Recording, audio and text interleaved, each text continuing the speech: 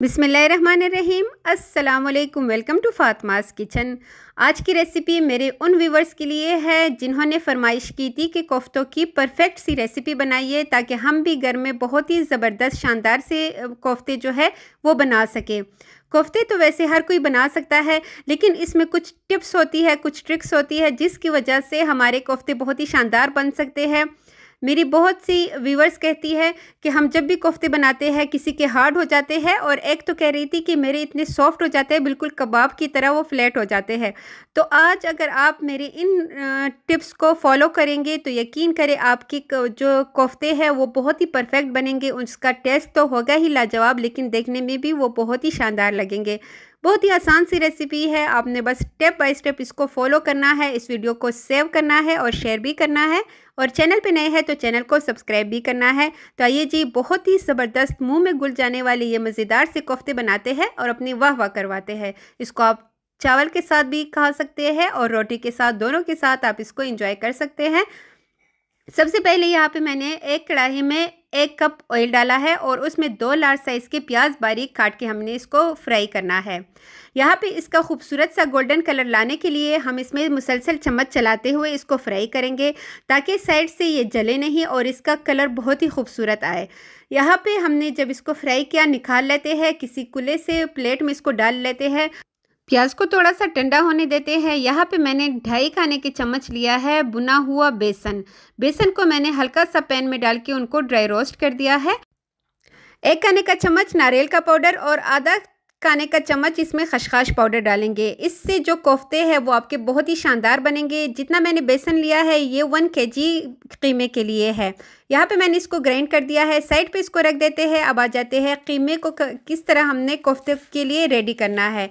तो यहाँ पे मैंने 1 लार्ज साइज़ का प्याज लिया है, साथ ही हरा धनिया, पुदीना और 4 अदद यहाँ पे हरी मिर्ची ली है। इन सभी चीज़ों को पहले मैंने चॉपर में डाल के इसको बिल्कुल बारीक चॉप कर देना है। उसके बाद यहाँ पे कीमा लेंगे जो कि मैंने बीफ का यूज़ किया है, ये 1 केजी के बराबर है। आप चाहे तो मटन का भी यूज़ कर सकते हैं। और आप देख सकते हैं इसमें हमने थोड़ा सा फैट रखा है, यानी कि इसमें थोड़ी सी चर्बी है।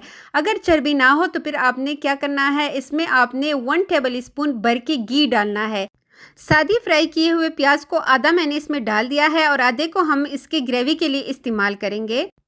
बेसिक मसाले मैं इसमें शामिल करूंगी। धनिया पाउडर 1 टीस्पून, लाल मिर्च पाउडर 1/2 टीस्पून, कुटी लाल मिर्च 1/2 टीस्पून, नमक 1/2 टीस्पून, हल्दी powder 1/4 teaspoon, korma masala 1 table spoon, कुटा हुआ ज़ीरा 1 टीस्पून, 1/2 टीस्पून। कौरमा मसाला आपने इसमें लाजमी शामिल करना है, उससे इसका टेस्ट बहुत ही मज़े का आएगा। और इसको सॉफ्ट बनाने के लिए मैं हमेशा कोफ्ते जब भी बनाती हूँ मैं इसमें दही का इस्तेमाल करती हूँ, लेकिन दही हमेशा गाढ़ी होनी चाहिए। अगर गाढ़ी ना हो तो आपने इसको चन्नी में डाल के थोड़ी देर के लिए रख देना है और फिर आपने इसको इस्तेमाल करना है। और जब आपके पास दही अवेलेबल ना हो तो आप इसमें 1 अंडा शामिल कर लीजिएगा, उससे कोफ्ते बहुत ही मज़े के बनते हैं। साथ ही इसको हल्का सा चला लेने के बाद मैंने वही पाउडर जो हमने तैयार करके रखा हुआ था बेसन का, वो डाल दिया है और 1.5 खाने का चम्मच लहसुन और अदरक का पेस्ट इसमें शामिल करेंगे और इसको दोबारा से चला लेंगे। कोफ्ते जब भी आप बनाते हैं तो आपके पास अगर इस तरह चॉपर मशीन हो तो आपने लाजमी उसको दोबारा से चॉप करना है अपने घर में, उससे कोफ्ते कभी भी टूटेंगे नहीं और बहुत ही ज़बरदस्त से आपके कोफ्ते रेडी होंगे। आप एक दफ़ा एक सूट कम बना लीजिए और उसकी जगह आप ये छोटा सा जो चॉपर मशीन है ये अपने घर में रख ले, जो आपके हर रेसिपी को में काम आता है। इसके बाद यहाँ पे अच्छी तरह मिक्स करेंगे और इसके कोफ्ते बना लेंगे। कोफ्ते आप जब भी बनाते हैं कोशिश करें थोड़े लार्ज साइज़ के बनाया करें। छोटे कोफ्ते कभी भी खूबसूरत नज़र नहीं आते जब भी आप इसको सर्व करते हैं, और इस पॉइंट पे आप इसको फ्रीज़ भी कर सकते हैं। कोफ्ते सारे रेडी करने के बाद यहाँ पे मैंने वही प्याज लिया है जो थोड़ा सा रह चुका था और इसमें शामिल करूँगी 1 कप के बराबर दही। अब हमने इसका पेस्ट बना लेना है, इसको हल्का सा ग्राइंड कर लेंगे। यहाँ पे सारे स्टेप्स हो चुके हैं, सिर्फ एक स्टेप रहता है और वो है इसका जल्दी से मसाला बनाना। तो उसी ऑयल का इस्तेमाल करेंगे जिसमें हमने प्याज को फ्राई किया था। उसमें हम शामिल करेंगे 1 टीस्पून सफ़ेद ज़ीरा, 2 अदद दालचीनी के टुकड़े हैं, 10 अदद साबुत काली मिर्चें और 4 अदद लौंग है। इसको डालेंगे और हल्का सा इसको फ्राई करेंगे सिर्फ आधे मिनट के लिए। उसके बाद 1 टेबल स्पून अदरक लहसुन का पेस्ट इसमें शामिल करेंगे और हल्का सा इसकी बुनाई करेंगे। बहुत ज़्यादा हमने इसको गोल्डन कलर नहीं देना, हल्का सा जब ये फ्राई होने लगे हम इसमें कुछ मसाले शामिल कर लेते हैं। धनिया पाउडर 1 टेबलस्पून, कुटी हुई लाल मिर्च 1 टीस्पून, नमक हाफ़ टी स्पून, लाल मिर्च का powder half teaspoon, korma masala 1 teaspoon, ठीक है, 1 टेबलस्पून सॉरी। कौरमा मसाला आपने इसमें लाजमी शामिल करना है, इससे इसका टेस्ट बहुत ही मज़े का आता है। और अगर आप इसको नहीं डालना चाहते तो आप कौरमा मसाला स्किप कर सकते हैं, लेकिन मैं हमेशा कोफ्तों में कौरमा मसाला डालती हूँ। और इसमें सारे मसाले डालने के बाद थोड़ा सा आपने पानी डालना है ताकि मसाले जले नहीं। एक तो इससे इसका कलर बहुत ही खूबसूरत आएगा और दूसरा मसालों का जो टेस्ट है वो कुक हो जाएगा।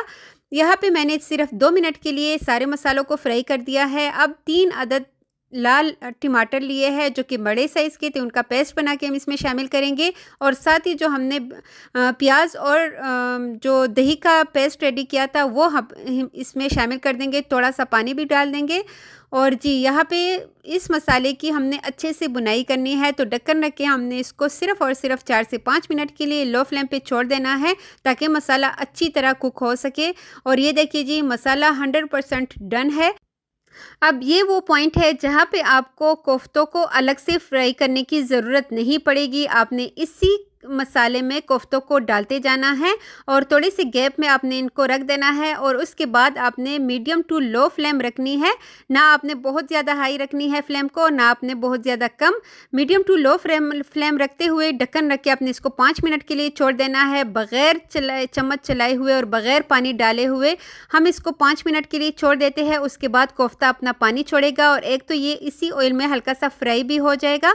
और इसके बाद जब आप इसमें चम्मच चलाएंगे तो कोफ्तों का शेप हरगिज़ ख़राब नहीं होगा। आप देख सकते हैं बेशक आप इसमें 30 चम्मच भी चलाए लेकिन इसका शेप जो है वो हरगिज़ ख़राब नहीं होगा और ऐसा लगेगा जैसे हमने इसमें पानी डाला है। यहाँ पे फ़िलहाल मैंने कोई पानी नहीं डाला था। अब 5 मिनट बाद जब मैंने इसको अच्छी तरह फ्राई कर दिया है ढक्कन रख के, उसके बाद मैंने 2 गिलास भर के पानी डाल दिया है और इसको हम 35 मिनट के लिए लो फ्लेम पे छोड़ देते हैं, मीडियम टू लो फ्लेम।